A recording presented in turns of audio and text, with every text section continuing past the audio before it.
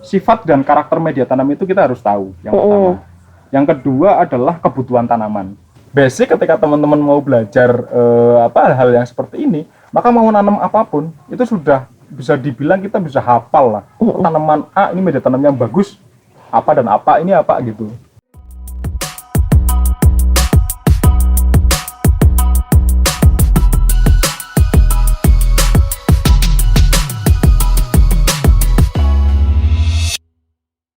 Halo Sobat Pondok Tani, bagi kalian yang memiliki hobi berkebun atau menyukai tanaman hias, media tanam adalah salah satu faktor utama dan elemen penting bagi kehidupan tanaman. Kali ini kita akan membahas tentang media tanam. Langsung saja yuk kita ngobrol bareng narasumbernya. Halo Mas Yudi. Halo Vi. Apa sih pengertian dari media tanam? Media tanam secara sederhana itu bisa diartikan sebagai tempat tumbuh tanaman ya, atau tempat untuk menanam. Nah, selama ini banyak orang yang mengasumsikan media tanam itu adalah selalu bahwa media tanam itu harus poros, harus gembur, kemudian media tanam yang cocok untuk tanaman A, tanaman B, tanaman C kayak gitu. Nah, seringkali orang yang menanam atau berkebun atau merawat tanaman itu mereka hanya fokus pada media tanam itu harus gembur, harus poros, ya. Kemudian tidak memperhatikan soal bahwa media tanam ini menjadi ruang hidup. Tanaman itu kan makhluk hidup, ya. Tanaman itu makhluk hidup. Dia membutuhkan ruang hidup. Nah, ruang hidup dari satu makhluk hidup ini, dia tidak bisa lepas dari kehidupan makhluk atau organisme lain yang ada di lingkungannya dia.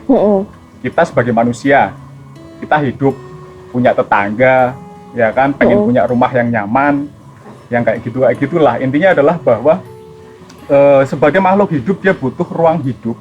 Yang ruang hidup ini tidak bisa diartikan sebagai tunggal, bahwa media tanam itu dia hanya menjadi ruang hidup bagi tanaman. Itu tidak bisa seperti itu. Karena banyak yang berpersepsi ketika memilih media tanam, mereka seringkali hanya menjadi acuan bahwa tanaman durian misalkan, atau tanaman lengkeng kayak gitu.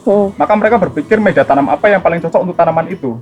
Tapi jarang muncul pendapat ataupun juga persepsi dari banyak orang adalah bahwa media tanam apa yang cocok menjadi ruang hidup, lingkungan pendukung dari tanaman itu sendiri.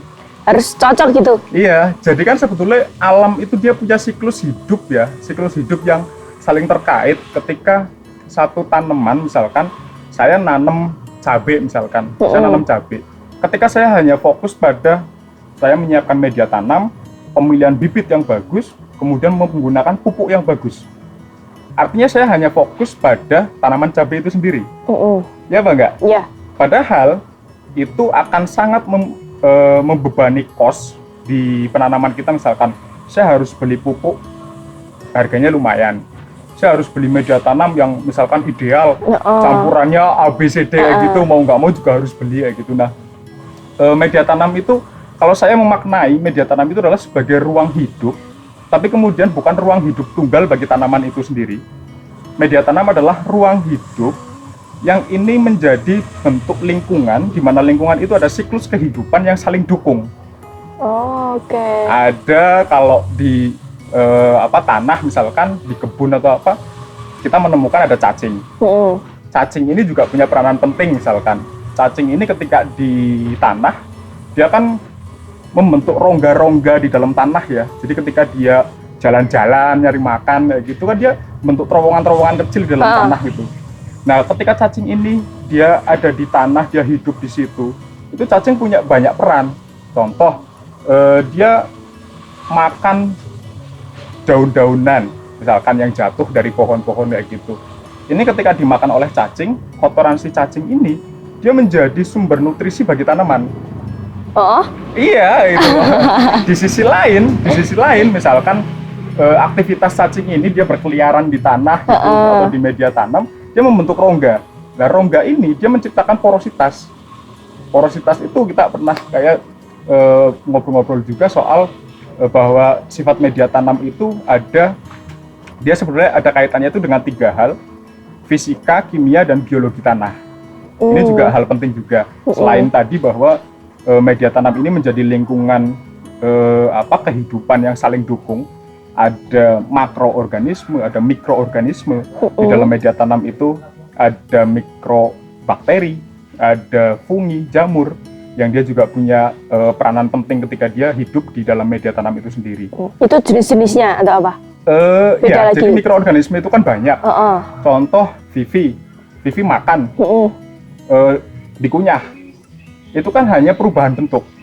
Tapi di dalam saluran pencernaannya Vivi, usus, lambung, itu kan ada ribuan bahkan mungkin jutaan bakteri yang dia membantu proses penguraian makanan yang dimakan oleh Vivi.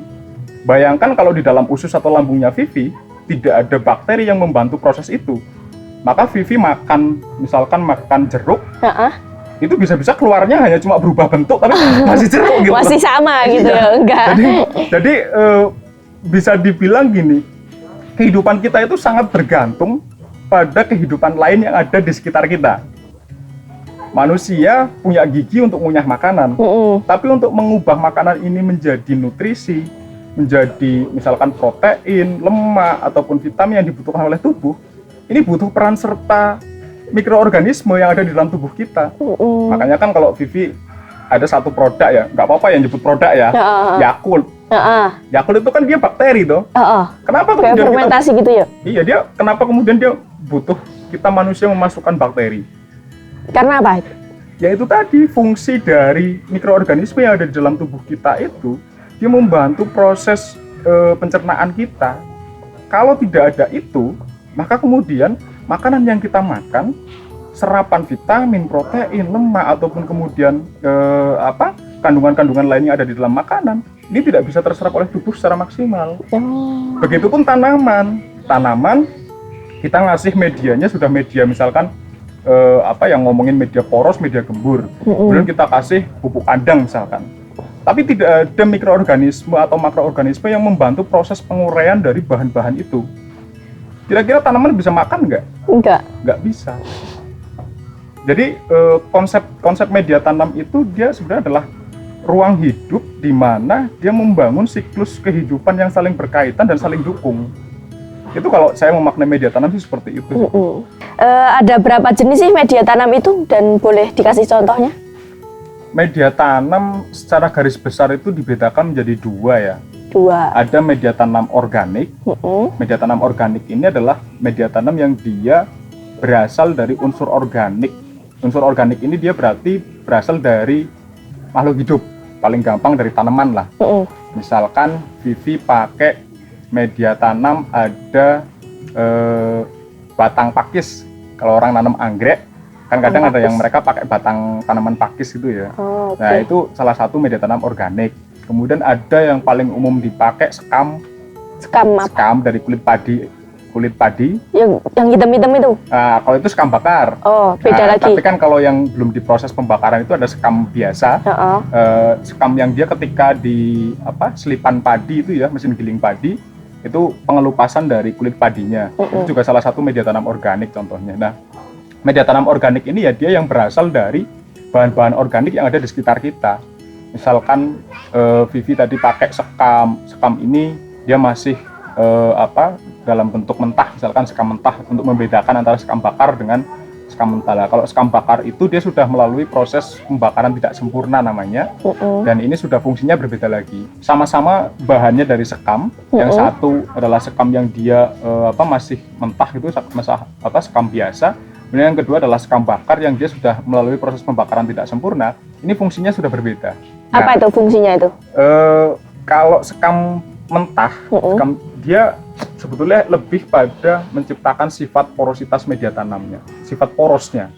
Jadi bagaimana sirkulasi air dan sirkulasi udara di dalam media tanam itu menjadi lebih baik. Nah, tapi kalau yang sekam bakar, karena dia sudah berubah bentuk, dia dibakar, dia sudah ada proses sterilisasi melalui pembakaran. Kemudian bentuknya dari sekam biasa menjadi sekam bakar itu, dia sudah berubah menjadi karbon organik.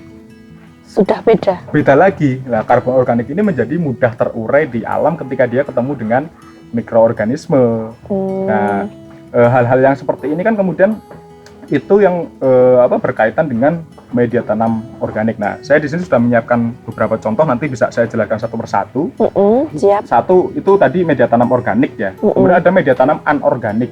Kalau media tanam anorganik itu dia biasanya tidak berasal dari unsur tanaman atau tidak berasal dari unsur makhluk hidup. Dia biasanya berasal dari unsur inti bumi, disebutnya seperti itu. Air itu bisa jadi media tanam. Kemudian ada bebatuan, ada kerikil, ada pasir, ya kan. Nah, ini kan kemudian bagian dari bumi kita, yang ini sebenarnya juga adalah bisa digunakan media tanam. Bahkan tidak hanya sebatas pada media tanam padat. Ada metode pertanian yang disebut dengan aeroponik. Jadi kalau dalam metode pertanian itu kan ada banyak ya. Ada yang pertanian konvensional atau biasa, dia memakai media tanam padat, ya contoh-contoh media tanam organik atau anorganiknya. Kemudian ada yang hidroponik, dia pakai medianya adalah air, seperti itu media utamanya ya. Walaupun ada penambahan bahan-bahan media tanam lain. Ada juga satu konsep budidaya tanaman yang dinamakan dengan aeroponik. Nah, uniknya aeroponik ini, dia pakai medianya itu udara. Jadi konsep berpikir kita soal media tanam itu tidak boleh terbatas hanya soal media tanam A, B, C, D, enggak. Lingkungan kita itu sangat beragam, tumbuhan sangat beragam. Jadi dalam pemilihan media tanam tidak terbatas pada organik atau anorganiknya. Organik, anorganik ini kebanyakan adalah media tanam padat. Nah, yang anorganik itu sekarang muncul kalau di toko-toko online itu sekarang ada banyak media tanam sintetis. Ada yang untuk gel, ada bahan-bahan dia mirip kayak kelereng kayak gitu, saya lupa namanya itu. Jadi ada beragam sebetulnya. Nah, salah satunya adalah pemilihan media tanam itu, sifat dan karakter media tanam itu kita harus tahu, yang pertama. Yang kedua adalah kebutuhan tanaman. Tanaman hias misalkan dengan tanaman kebun, dia kebutuhan medianya beda. Kemudian selain kebutuhan tanaman, konsep budidaya yang akan kita lakukan beda lagi. Kalau Vivi konsep budidayanya adalah kebun, maka bisa kita fokus pada mempelajari media tanam padat. Tapi ketika fokusnya adalah pada hidroponik, media utama yang dipakai kan air gitu. Nah, maka kemudian medianya berbeda lagi. Terus misal kayak yang tadi saya cerita soal aeroponik. Aeroponik ini dia beberapa tanaman itu dia bisa hidup dengan media udara. Gimana itu? Kalau yang umum dilakukan itu biasanya tanaman itu dia ditaruh di rak yang mengambang gitu, jadi akarnya dia akan menjulur keluar dari rak tanaman itu, dan nanti di sistem sistem budidaya itu biasanya ada satu mesin kayak untuk kipas angin, dia untuk menciptakan kabut.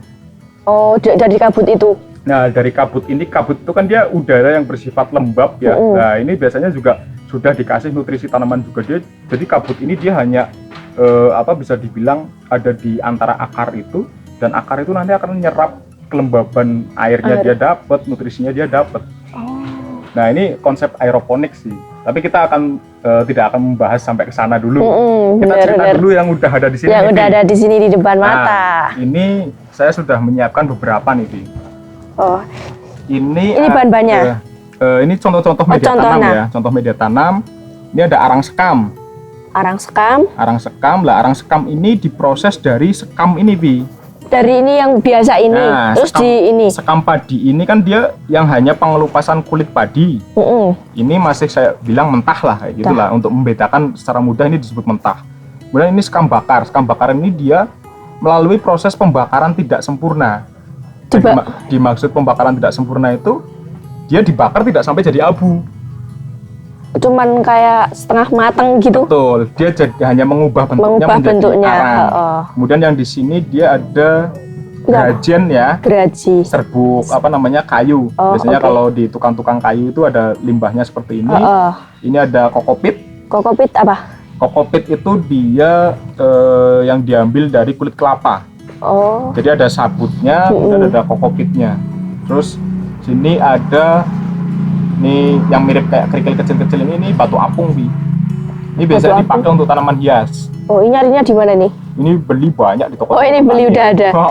Terus nyari. Terus ini ada pasir ya. Ini pasir biasa. Ada juga yang dipakai oleh banyak orang untuk yang tanaman hias gitu, ada pasir malang. Kemudian ada jenis-jenis pasir lain juga. Ini ada, nah ini yang saya tadi sebut batang pakis atau Batang tanaman pakis. paku-pakuan itu. Nah ini Kecil-kecil ya? dia sudah dicacah. Biasanya kalau orang beli ada yang bentuk cacahan kayak gini, ada yang bentuk lempengan. Kalau yang dipakai untuk anggrek biasanya lempengan. Terus di sini ada arang. Arang. Nah arang ini dari pembakaran kayu ya. Mm-mm. Nah ini kan ada 8 ya Vi. Mm-mm. 8 jenis media tanam ini masing-masing memiliki sifat dan karakter yang berbeda. Beda-beda semua. Beda-beda semua. Contoh Contoh. sekam.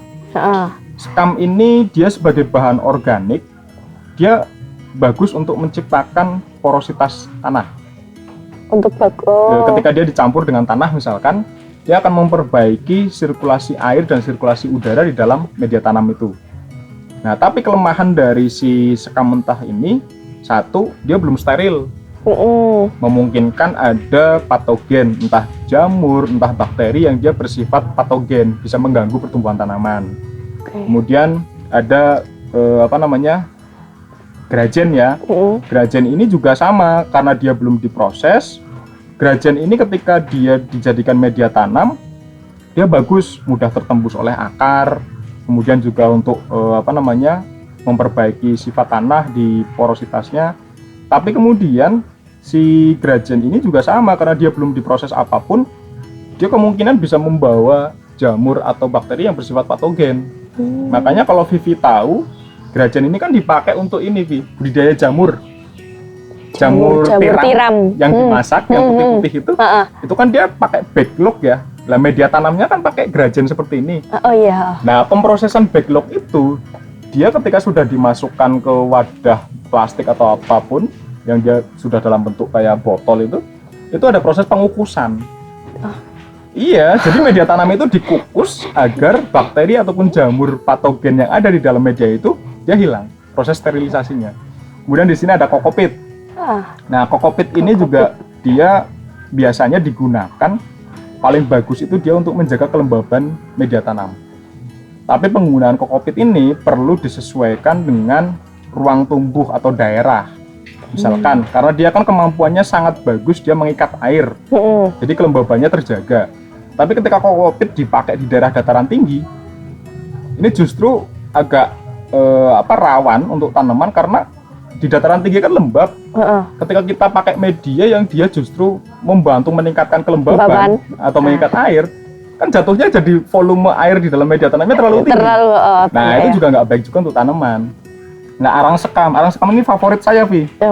Kenapa? Ini dia fungsinya banyak banget. Memperbaiki sifat tanah, dia memperbaiki sirkulasi air dan sirkulasi udara. Kemudian menjadi sumber, saya tadi bilang ini bisa ketika aplikasikan untuk media tanam dia mudah terurai, menjadi sumber karbon organik, makanan bagi mikrobakteri atau kemudian jamur yang ada di media yang dia punya fungsi baik. Nah, si arang sekam ini biasanya saya nanam untuk tanaman sayur, untuk tanaman buah, itu arang sekam ini selalu saya pakai. Kemudian ini ada arang. Arang buat sama-sama arang ya, tapi beda, ini arang kayu, ini arang sekam. Arang ini dia banyak yang diaplikasikan, itu orang biasanya mengaplikasikan untuk tanaman anggrek. Buat anggrek.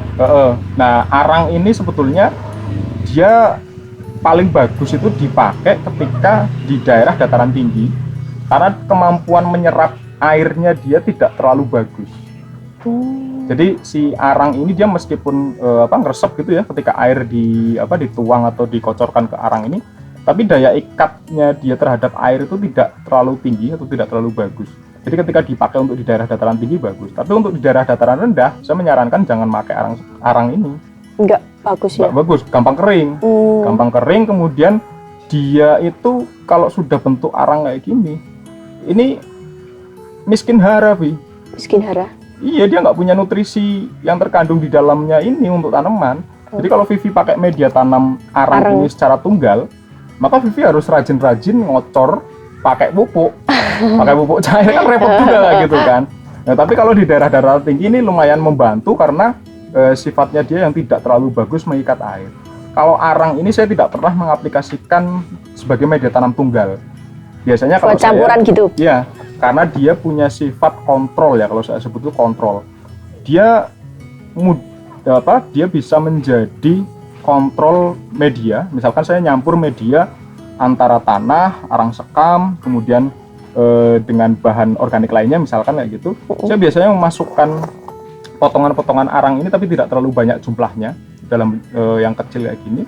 Dia sebagai kontrol ketika kita terlalu berlebihan ngasih nutrisi, atau kemudian kita ngasih pupuknya terlalu banyak gitu.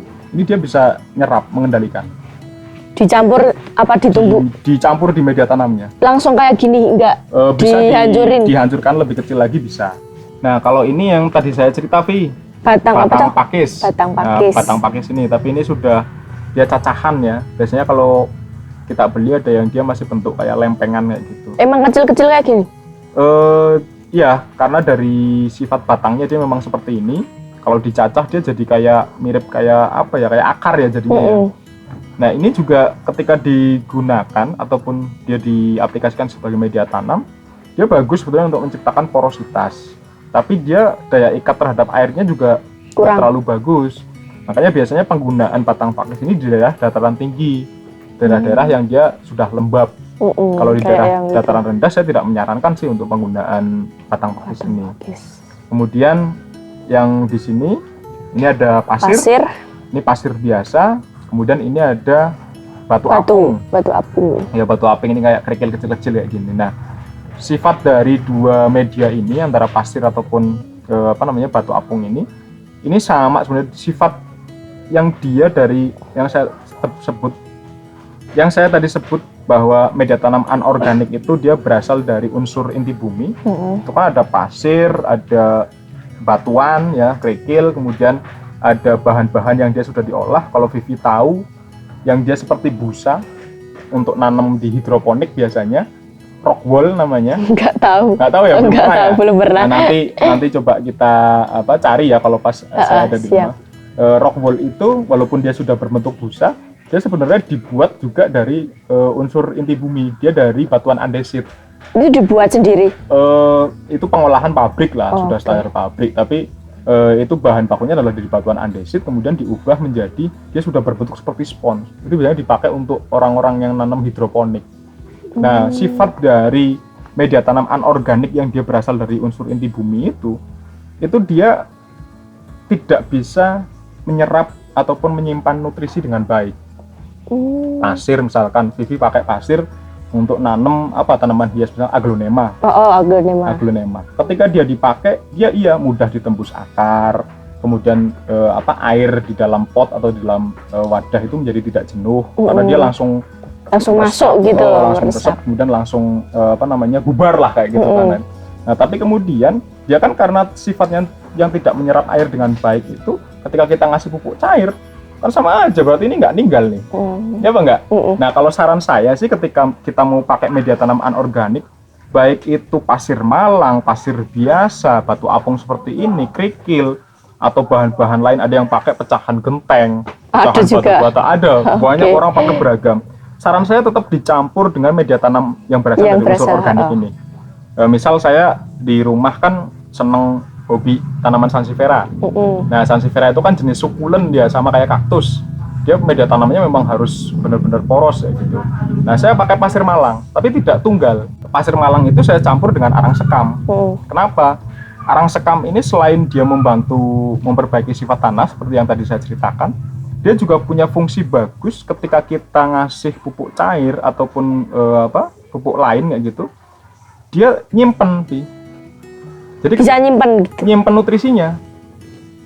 Nah, ketika kita pakai ini secara tunggal, itu kan nggak ada bahan yang dia mampu nyimpen nutrisinya. Nah, kalau kita kasih arang sekam ini untuk campurannya, jadi ada bahan yang dia mengikat nutrisi, dia menjaga sumber makanan untuk akar. Nah, itu jadi kita pakai media tanam ini atau apapun, kita harus memperhatikan juga soal hal itu tadi. Yang inti itu 3 sebetulnya. Fisika tanah itu berhubungan dengan sirkulasi air dan sirkulasi udara. Mm-mm. Dari sifat masing-masing media tanam itu teman-teman harus tahu ya, misalkan ketika mau memakai media tanam. Yang kedua adalah kimia tanah. Kimia tanah itu yang paling gampang dipahami, itu ada namanya pH. pH itu derajat keasaman tanah. Derajat keasaman atau kebasaan tanah atau media tanam. Itu biasanya indikatornya itu dia dari rentang angka 1 sampai 14. Nah, untuk pH yang bagus untuk tanaman itu dia di angka 6,5 sampai 7,5. Selain fisika dan kimia tanah itu ada yang bagus, yang perlu diperhatikan juga adalah biologi tanah. Tadi pas awal Vivi nanya media tanam itu apa, saya cerita bahwa media tanam adalah ruang hidup, di mana itu ada siklus kehidupan kan. Nah, kehidupan mikroorganisme di dalam media tanam maupun makroorganismenya ini adalah di biologi tanahnya gitu loh. Jadi kita juga harus memperhatikan sifat dan karakter media tanam, kemudian sifat kimianya, lalu juga biologinya nih. Orang berpikir sederhana bahwa berkebun itu seperti ini, tapi basic ini. Basic ketika teman-teman mau belajar hal yang seperti ini, maka mau nanam apapun itu sudah bisa dibilang kita bisa hafal lah. Tanaman A ini media tanam yang bagus, apa dan apa ini apa gitu. Itu kayak gitu sih, Vi. Oke, untuk ini perlu tambahan pupuk nggak sih, Mas? Apa enggak? Kalau saya pupuk itu biasanya sesuatu hal yang saya pikirkan terakhir. Ya, kalau saya biasanya seperti itu. Tapi pupuk itu penting, Vi, sebetulnya. Tergantung jenis tanaman yang akan kita tanam. Ada sebagai salah satu campuran media tanam. Tapi kita harus sesuaikan dengan jenis tanaman juga yang akan kita tanam. Misalkan Vivi nanam bayam, nanam kangkung, kemudian pakcoy, atau tanaman-tanaman yang dia hanya dipanen daunnya sama batangnya gitu. Itu kan tanaman-tanaman yang berumur pendek, dia hanya paling 25 sampai 1 bulan sudah panen. Nah, tanaman-tanaman yang seperti ini kan kita tidak membutuhkan mereka sampai produksi buah, tidak membutuhkan mereka sampai pada pembungaan, kecuali kita butuh bibit. Nah, pupuk yang bagus digunakan saya nyebutnya itu pupuk vegetatif. Pupuk vegetatif ini biasanya yang dia dominan pada kandungan N ataupun nitrogennya. Nah, secara gampang, secara mudah, misalkan Vivi mau nanam tadi yang saya sebutkan ada bayam, ada kangkung, maka gunakan juga campuran atau pupuk yang dia berasal dari bahan-bahan organik itu dari dedaunan. Dari dedaunan. Vivi bisa bikin kompos dari daun-daun, misalkan di sekitar lingkungan kan banyak tuh berserakan daun-daun yang jatuh karena kering kayak gitu. Itu bisa dikumpulkan dibikin kompos. Itu bagus diaplikasikan untuk jenis-jenis sayuran yang dia cuma dipanen daun dan batangnya. Tapi beda lagi ketika Vivi nanam alpukat, nanam durian. Ini pupuknya sudah beda. Pupuknya beda lagi kayak gitu loh. Kandungan unsur haranya jauh lebih kompleks karena mereka tanaman tahunan, nggak butuh pupuk cepat. Kalaupun penggunaan pupuk kandang gitu, kalau Vivi mau nanam sayur yang kandungan N-nya tinggi atau nitrogennya tinggi itu, ya pakai pupuk dari unggas, ayam, bebek, kotoran itu punya kandungan nitrogen tinggi. Makanya kalau ngelihat di daerah pegunungan, orang-orang nanam sayur di lahan, itu pasti mereka pakai kotoran ayam. Pakai lemi gitu. Lemi. Ayam. Tapi ketika kita nanam durian, lengkeng ataupun alpukat dan lainnya yang dia sifatnya tahunan, kan keberadaan pupuk ini menjadi unsur haranya jauh lebih, pelepasan nutrisinya jauh lebih lama ya rentangnya. Nah, kita bisa pakai kotoran kambing ataupun kotoran sapi gitu dan lain-lain. Tapi kalau penggunaan bahan-bahan seperti itu, saya sarankan untuk diproses terlebih dahulu, difermentasi lah. Kita bisa pakai bakteri, atau kemudian kalau tidak mau pakai itu kita misalkan Vivi nyampur nih satu media dengan lainnya, ada kompos, ya kita kasih agen hayati atau komposernya, misalkan pakai bakteri atau pakai, nah ini saya juga nanti bisa saya kasih tahu ke Vivi nih, saya pakai jamur namanya Trichoderma, Vi. Trichoderma, ini jamur baik. Dari mana itu? Ini saya ngisolasi dari limbah ini, Vi. Limbah buah lerak. Iya, lerak. Ngobrol soal lerak itu. Banyak banget ya itu ya. Ampas dari buah lerak itu saya pakai untuk mengembangkan jamur Trichoderma. Nah, Trichoderma ini dia kalau dicampurkan ke media tanam atau dia berada di tanah, dia punya dua sifat penting.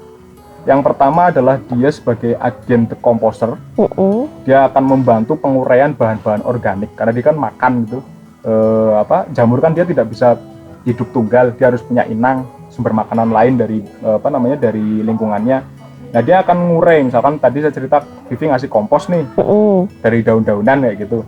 Ketika dikasih trichoderma, ini dia akan membantu mengubah si bahan-bahan organik ini menjadi nutrisi yang diserap oleh tanaman. Nah, jadi dia sebagai agen decomposer. Terus yang kedua, dia punya sifat yang disebut sebagai biofungisida. Apa itu? Biofungisida itu fungisida alami. Jadi dia ketika berada di lahan, ada beberapa jenis jamur parasit ya atau jamur patogen. Misal ada ketika kita nanam cabai, nanam tomat atau tanaman-tanaman lain, kadang ada tiba-tiba tanaman layu dengan sendirinya terus mati. Nah, itu biasanya serangan jamur fusarium yang dia berasal dari tanah. Nah, ketika di tanah atau di media tanamnya kita kasih jamur trichoderma ini, si jamur ini akan makan jamur-jamur patogen itu, Ki. Dia ada warna hijau kebiruan kayak gitu. Berarti jamur-jamurnya yang hijau ini? Ini sih pengembangan masih dengan cara sederhana ya. Saya hanya memanfaatkan ampas dari buah lerak itu, yang kemudian saya jaga kelembabannya. Kemudian ini sudah muncul yang hijau-hijau ini. Nah, ini trichoderma. Nah, ini kalau di lahan itu bagus banget ya. Dia bantu dekomposisi bahan organik. Terus yang kedua, dia punya peran itu sebagai biofungisida. Karena banyak tuh petani cabai, dia kalau yang nanam cabai tanpa aplikasi trichoderma, biasanya ketika tanaman sudah tumbuh besar, menjelang berbuah, itu biasanya dengan sendirinya layu kemudian mati. Layunya tuh layu kayak kekurangan air itu. Kayak nggak sehat gitu? Nggak sehat, dia kayak kekurangan air lah. Orang yang nggak ngerti dikiranya itu kurang dikocor air. Padahal sebetulnya dia ada serangan jamur patogen yang dia berasal dari tanah, kemudian nyerang ke batang. Nah, kalau udah kayak gitu udah wassalam, yang harusnya petani panen malah jadi rugi gitu loh. Makanya kapan-kapan deh kita cerita secara spesifik trichoderma ini, apa itu trichoderma, cara mengembangbiakannya seperti apa gitu. Siap. Apakah media tanam ini harus steril, Mas? Tergantung bahan yang kita pakai. Misalkan kita pakai arang sekam nih. Ini kan dia sudah melalui proses sterilisasi. Sterilisasi itu dia sudah melalui pembakaran. Jadi ketika dengan suhu tertentu kan mikroorganisme ataupun fungi yang dia bersifat patogen udah mati. Ini bisa kita langsung pakai, dia tidak perlu dinetralisir lagi. Kemudian arang ini juga dia sudah tidak perlu dinetralisir lagi ataupun disterilkan. Tapi kalau bahannya dia masih sekam, gergaji seperti ini, kemudian kokopit seperti ini, atau bahan organik lainnya, kita perlu ada proses sterilisasi. Perlu. Kalau saya biasanya untuk sterilisasi itu, ini salah satu produk yang dikembangkan oleh Pondok Tani. Ini dari lerak loh, Vi. Ini roll stick ini, dia sebenarnya bisa diaplikasikan untuk perekat organik. Untuk perekat organik. Ketika Vivi nyemprot CPT, nyemprot pupuk cair atau apa untuk tanaman, ketika dicampur dengan produk ini, itu nanti dia bertahan di daun meskipun dia kena hujan 2-3 kali, dia masih tetap nempel.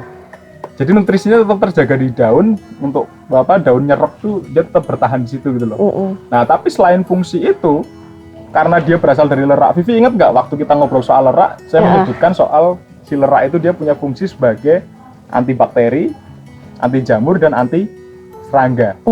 Nah, kalau saya biasanya kalau misal saya nyampur bahan-bahan ini, yang bahan-bahan organik yang dia sifatnya masih belum steril, ya udah kita campur saja pencampuran biasa, tapi nanti kita semprot pakai lerak ini. Nah, ketika sudah disemprot, sifat antibakteri, anti jamur, dan anti serangganya dia kan masih di kandungan saponinya dia kuat. Maka kemudian yang ada unsur-unsur itu di dalam media itu dia akan hilang. Media tanam itu jadi steril. Nah, setelah media tanam itu steril, baru nih kita kasih ini jamur jamur baiknya ini baru kita kasihkan, baru kita aplikasikan ke medianya itu. Jadi kita nyeleksi juga nih, mana teman-teman yang baik, mana teman-teman yang jahat nih. Itu seperti itu, Bi. Jadi proses sterilisasi. Nanti kita coba deh. Siap. Nanti kita coba. Ada motivasi nggak nih buat sobat Pondok Tani?